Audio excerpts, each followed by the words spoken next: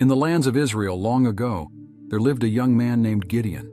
His story unfolds in a turbulent period when the Hebrew people were facing the consequences of their misguided choices. The scene was desolate. Once fertile fields lay abandoned, once prosperous villages withered under the yoke of an unyielding empire. The Midianites, known for their cruelty, had subjugated the nation for 7 long years, turning the lives of the Israelites into an endless nightmare. Gideon's daily life was marked by the constant threat of invasions. He and his compatriots lived in a state of perpetual alert, always watching for raiders who arrived like locusts, devouring everything in their path. The harvests, the fruit of months of hard work, were mercilessly plundered, leaving entire families on the brink of starvation. Fear was a constant companion, infiltrating every aspect of daily life. Meanwhile, in the mountains and caves, many sought refuge. These natural hideouts became the makeshift homes of countless Israelites fleeing Midianite oppression. There, among rocks and shadows, they tried to preserve a remnant of their culture and faith, away from the vigilant eyes of their oppressors. It was a precarious existence, but for many, the only alternative to slavery or death. In Gideon's youth, the stories of Israel's glorious past seemed like distant fairy tales. Accounts of the liberation from Egypt, the crossing of the Red Sea, and the conquest of the Promised Land sounded like echoes of a long-lost era. The harsh reality of the present overshadowed these memories, leaving only a bitter taste of nostalgia and despair. The Midianite Empire was not known for its clemency. Their soldiers, mounted on swift camels, appeared on the horizon like a sandstorm, bringing destruction wherever they went. They were not content merely to loot.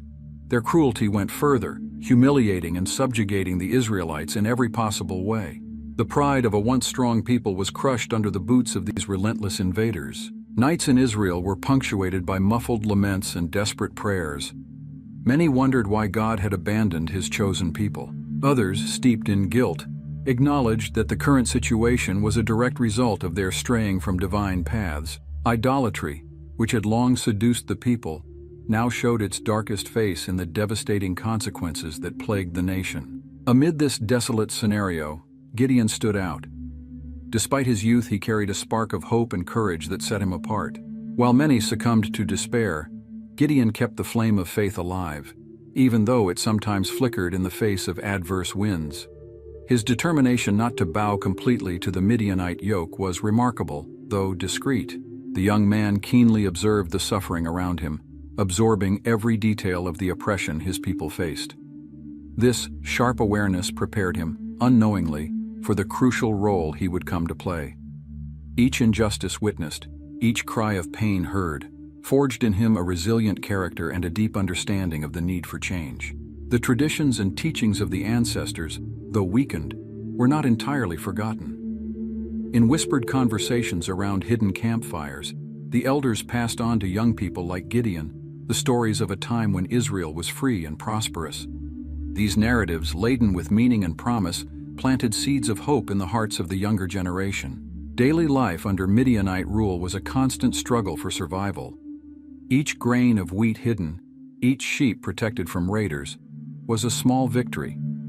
Gideon, like many others, learned to be astute and cautious, developing skills that would later prove crucial.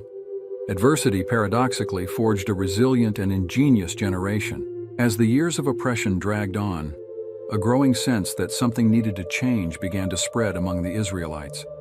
Whispers of resistance, though timid, started to circulate. Gideon, with his youth and vigor, was naturally drawn to these ideas, although he did not yet know the central role he would play in this imminent change. The sins that had led Israel to this situation were often discussed in moments of collective reflection. Idolatry, social injustice, the abandonment of divine precepts, all these factors were recognized as causes of the current misery. This painful but necessary self-criticism prepared the ground for an eventual spiritual and moral renewal of the people. The trials faced by Gideon and his compatriots were not only physical, but also spiritual and emotional. The constant pressure of living under an oppressive regime tested not only physical strength, but also strength of character and faith. It was in this crucible of adversity that the future leader was being shaped, though he could not yet imagine the extraordinary destiny that awaited him. On an apparently ordinary afternoon, Gideon was performing a routine but risky task. Hidden in a wine press, normally used for pressing grapes, he was threshing wheat. This activity, which should have taken place in the open field, was done in secret to avoid unwanted attention from the Midianites. The young man worked diligently, his movements precise and silent, a reflection of years living under constant threat. Suddenly, an unusual presence interrupted his concentration. A luminous being, clearly not of this world, materialized before him. It was an angel of the Lord, its appearance as unexpected as it was extraordinary. With a voice that seemed to echo through time and space, the celestial messenger addressed Gideon, calling him a mighty hero.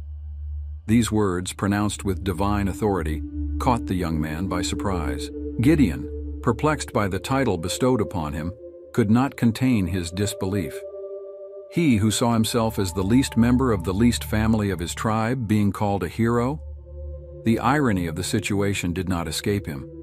Hiding, fearful of the oppressors, hardly seemed like a valiant attitude.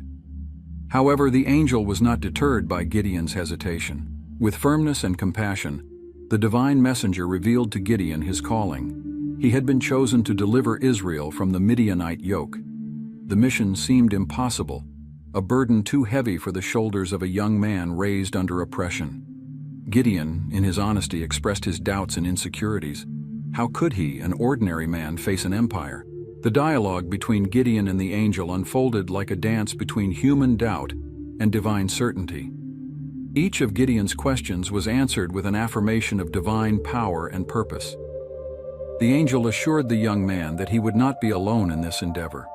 The very God of Israel would be with him, guaranteeing his victory against all odds. As the conversation continued, a subtle transformation began to occur in Gideon.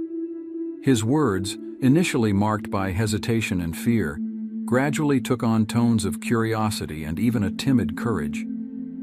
The divine calling, though still frightening, began to awaken in him a sense of purpose long dormant. In his humility, Gideon asked for a sign to confirm the truth of this extraordinary calling. This request was not a demonstration of disbelief, but rather a reflection of his prudence and the weight of the responsibility being entrusted to him.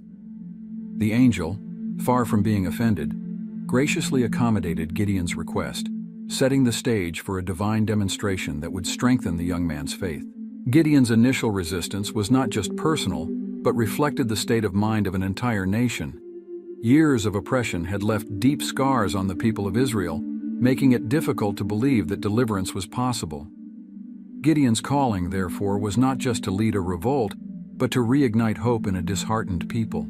As he absorbed the magnitude of his mission, Gideon began to realize that his life up to that point, the hardships, the fears, the small daily victories, had been preparation for this moment.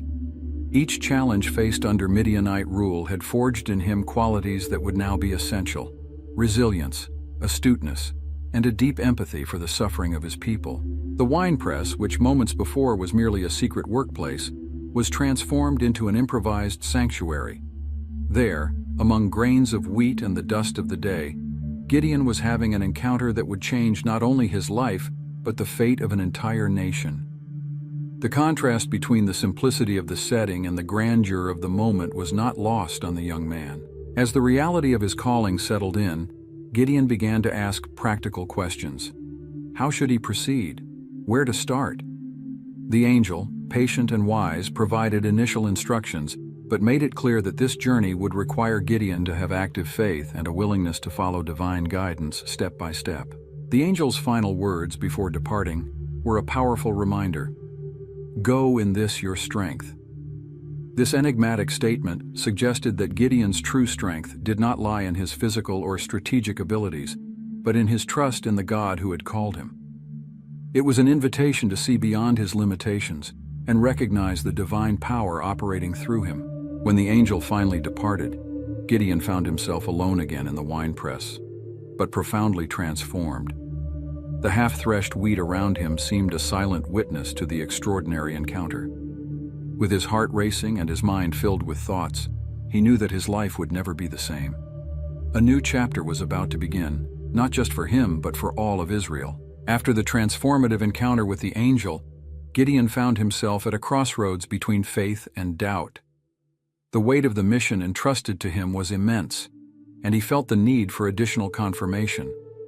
Not out of disbelief, but from a sincere desire to be sure he was on the right path.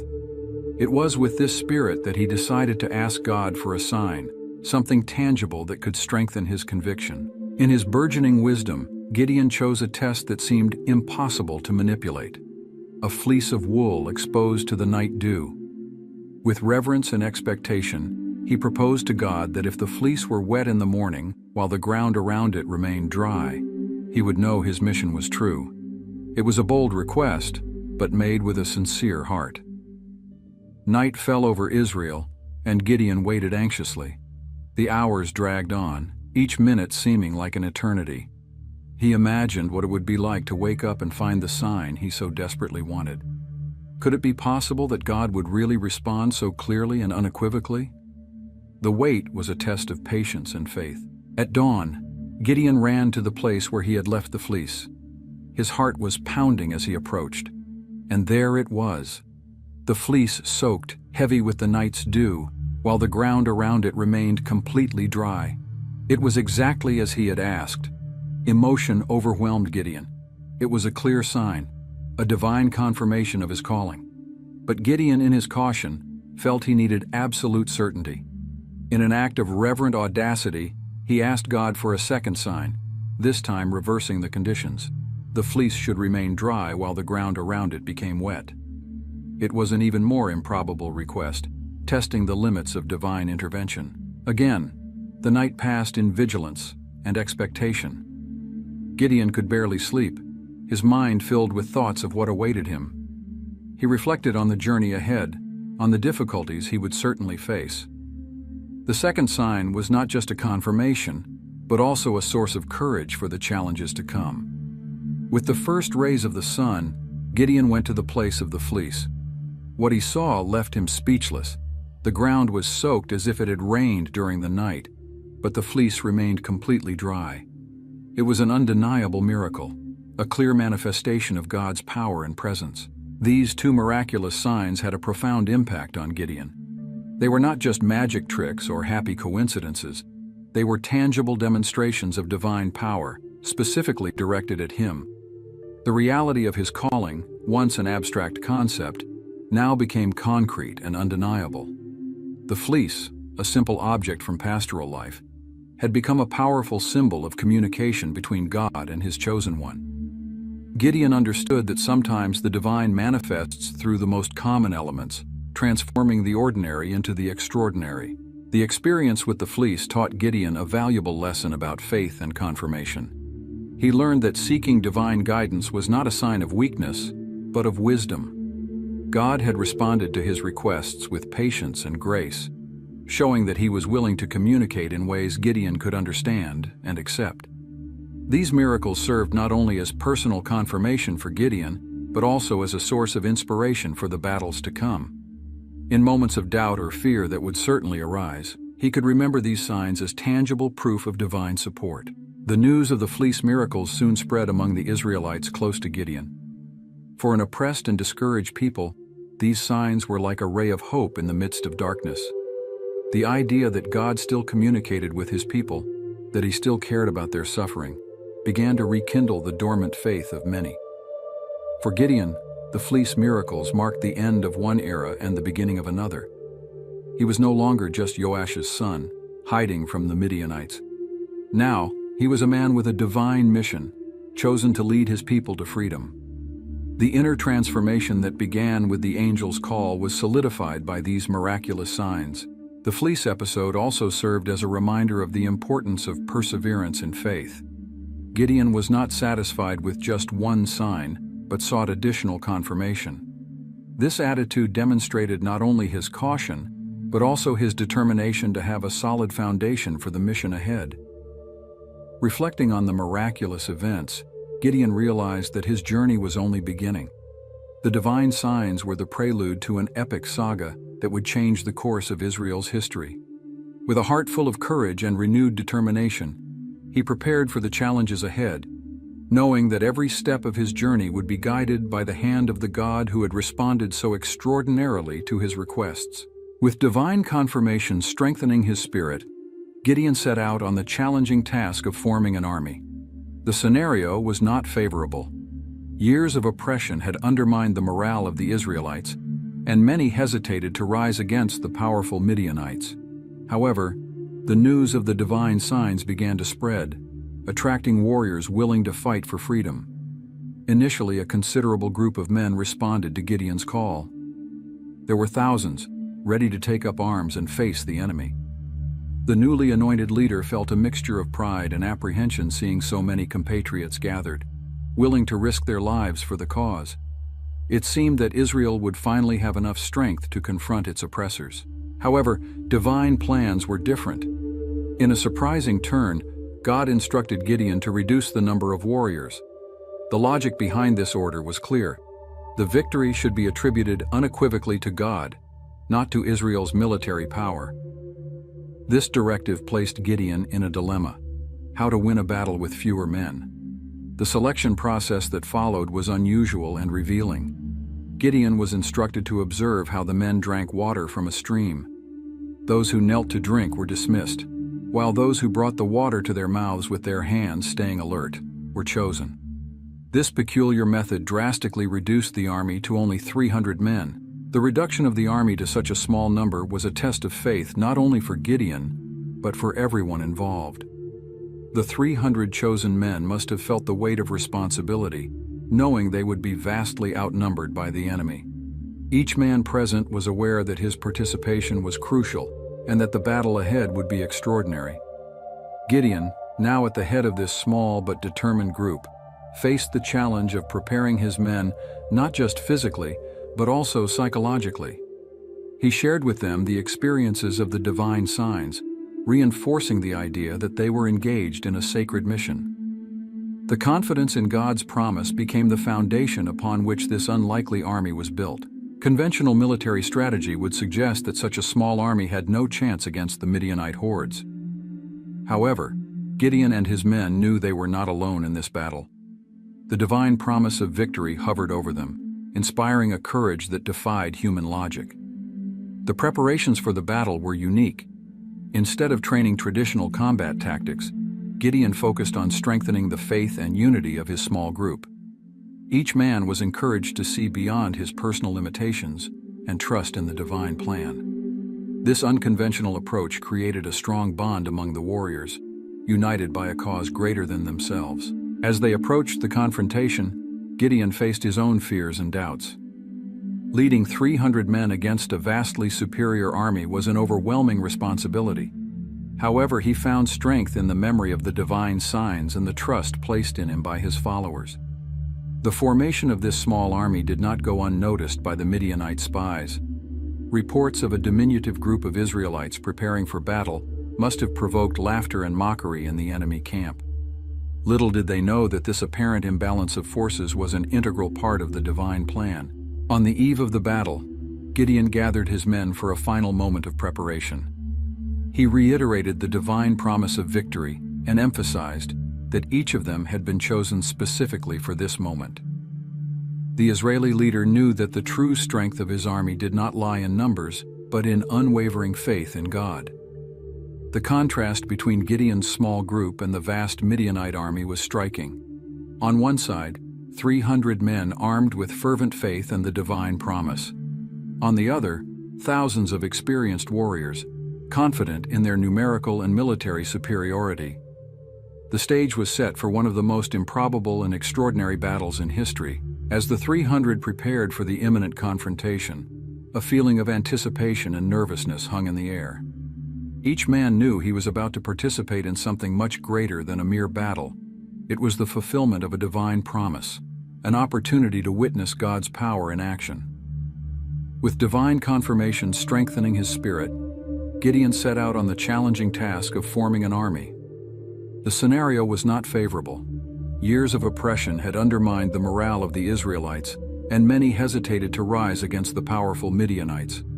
However, the news of the divine signs began to spread, attracting warriors willing to fight for freedom. Initially, a considerable group of men responded to Gideon's call. There were thousands, ready to take up arms and face the enemy. The newly anointed leader felt a mixture of pride and apprehension, seeing so many compatriots gathered, willing to risk their lives for the cause. It seemed that Israel would finally have enough strength to confront its oppressors. However, the divine plans were different. In a surprising turn, God instructed Gideon to reduce the number of warriors. The logic behind this order was clear. The victory should be attributed unequivocally to God, not to Israel's military prowess. This directive placed Gideon in a dilemma: how to win a battle with fewer men. The selection process that followed was unusual and revealing. Gideon was instructed to observe how the men drank water from a stream. Those who knelt to drink were dismissed, while those who brought the water to their mouths with their hands, staying alert, were chosen. This peculiar method drastically reduced the army to just 300 men.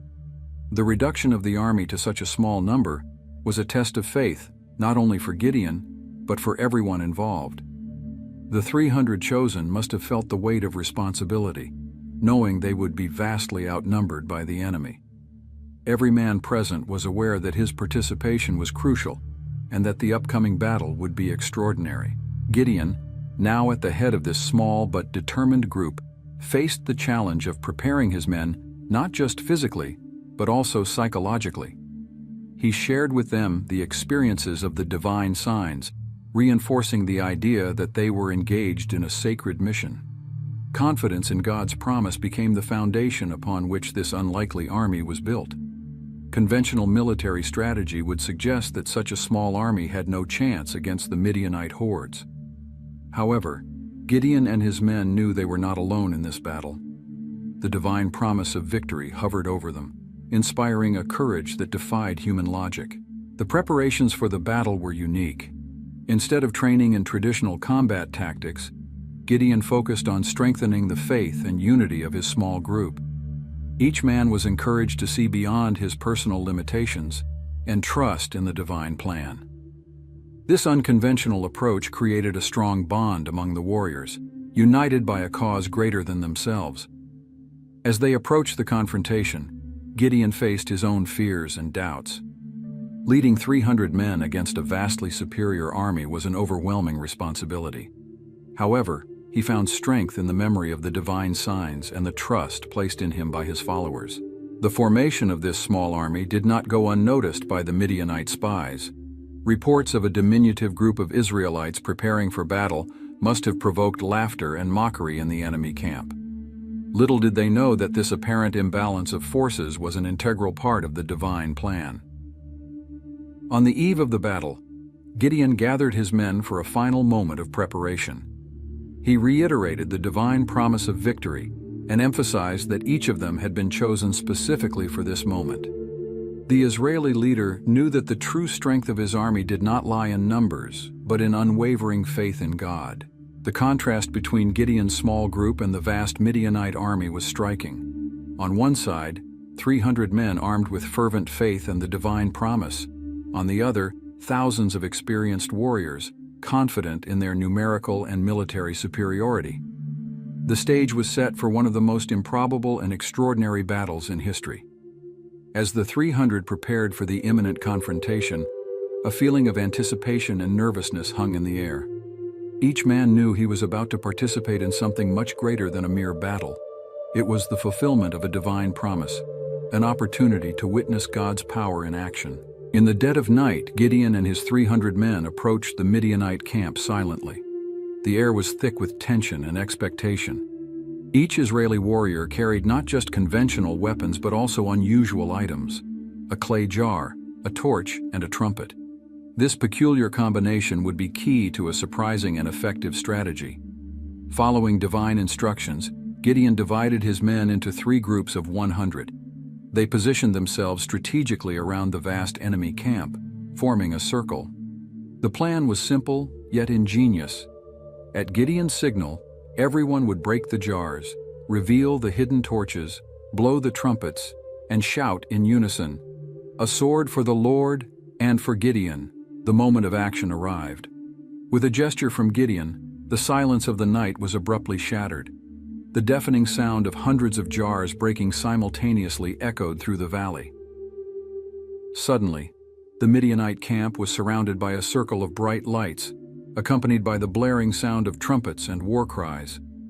The effect was instantaneous and devastating. The Midianites, torn from their sleep, were gripped by indescribable panic. Confusion swept through the camp. In the darkness, they could not discern the real size of the attacking army. The noise and lights created the illusion of a much larger force surrounding them on all sides. Amid the chaos, the Midianites began to fight among themselves. Unable to distinguish friend from foe in the darkness and panic, they turned their weapons against each other. The camp, once a bastion of strength, became a scene of confusion and self-destruction. Gideon and his men watched in awe as the mighty enemy army disintegrated before their eyes.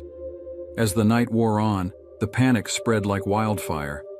Many Midianites, in their haste to flee, ended up injuring themselves or being trampled by their own companions. Others ran wildly, abandoning weapons, provisions, and treasures. What began as a simple distraction strategy had turned into a complete rout of the enemy.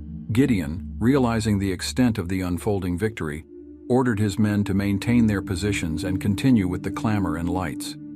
This persistence prevented the Midianites from regrouping or realizing the true size of the Israeli army. The illusion of a massive siege was maintained until dawn. With the arrival of daylight, the extent of the victory became clear.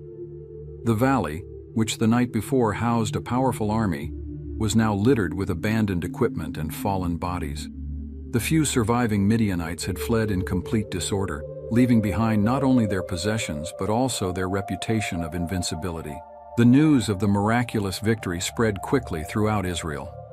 Tribes that had hesitated to join the cause now rallied to pursue the fleeing Midianites. What began as an impossible mission with just 300 men turned into a national movement of liberation. Gideon, in his wisdom, recognized that this victory was not the result of his strategy or his men's bravery, but an undeniable demonstration of divine power. He encouraged his followers to give glory to God, reminding them that it was faith and obedience to divine instructions that made this improbable triumph possible. The victory over the Midianites was not just military, but also psychological. Years of oppression and fear were swept away in a single night. The Israelites, who had lived in terror for so long, now saw themselves as victors, capable of facing any challenge with divine help. The impact of this battle extended far beyond the borders of Israel. Neighboring nations, which had once seen the Israelites as a weak and subjugated people, now viewed them with a mixture of admiration and fear. The story of Gideon's miraculous victory and his 300 men became a legend, inspiring future generations. The spoils left behind by the Midianites in their hasty flight were vast. Gideon ensured a fair distribution among his people, alleviating years of economic deprivation imposed by the oppressors.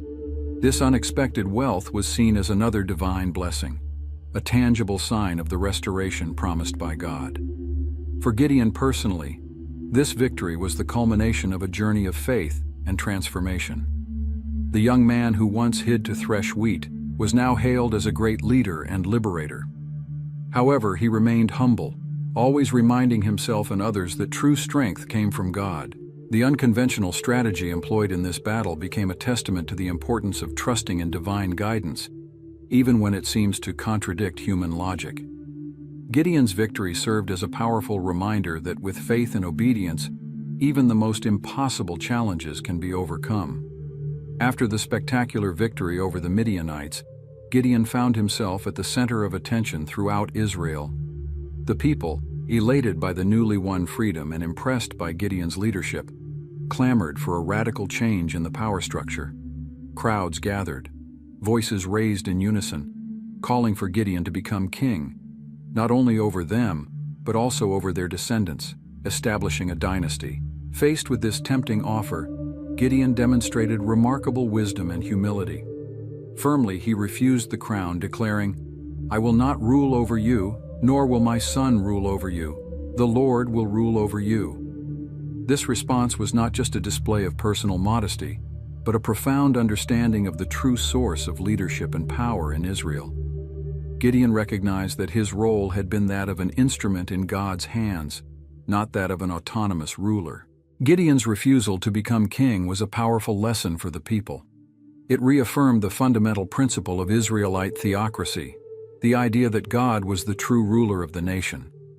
This decision helped to prevent, at least temporarily, the transformation of Israel into a monarchy, keeping intact the social and religious structure that had defined the people since the time of Moses. However, even the wisest leaders can make mistakes, and Gideon was no exception. After refusing kingship, he made a request to the people to give him the gold earrings taken as spoils from the enemies. With this gold, Gideon created an ephod, a priestly garment normally used to consult the divine will. His intentions may have been good, possibly seeking to establish a means of direct connection with God. Ironically, this ephod, created with the intent to honor God, became a spiritual snare for Israel. The people began to idolize the object, treating it as an idol and straying from true worship of God. What was meant to be a symbol of devotion turned into a focus of idolatry, leading many away from the Lord's ways. The story of the ephod serves as a powerful reminder of the dangers of subtle idolatry. Even objects or practices initially intended to honor God can become substitutes for true worship. This lesson is particularly relevant as it shows how easily good intentions can lead to unforeseen negative consequences. The ephod episode also illustrates the complexity of human character. Gideon, who had demonstrated so much faith and wisdom, now inadvertently led the people into error. This serves as a warning that even the most respected and well-intentioned leaders can make significant mistakes, especially when they deviate from direct divine guidance. Despite this error, Gideon's overall legacy remained largely positive. Under his leadership, Israel enjoyed 40 years of peace, a period of unprecedented prosperity and tranquility. This era of stability was a testament to the effectiveness of his leadership and the lasting impact of his victory over the Midianites. Gideon's life offers valuable lessons on leadership. His journey from an insecure young man to a confident leader illustrates how God can use ordinary people to accomplish extraordinary feats. At the same time, his failures remind us of the importance of constant vigilance and the need to always seek divine guidance. The contrast between his refusal of the crown and the creation of the ephod highlights the complexity of the choices faced by leaders. Gideon was right to reject absolute political power, but wrong to create an object that inadvertently led to idolatry. This demonstrates that even seemingly pious decisions can have unexpected and potentially negative consequences. Gideon's story also underscores the importance of maintaining humility, even after great achievements.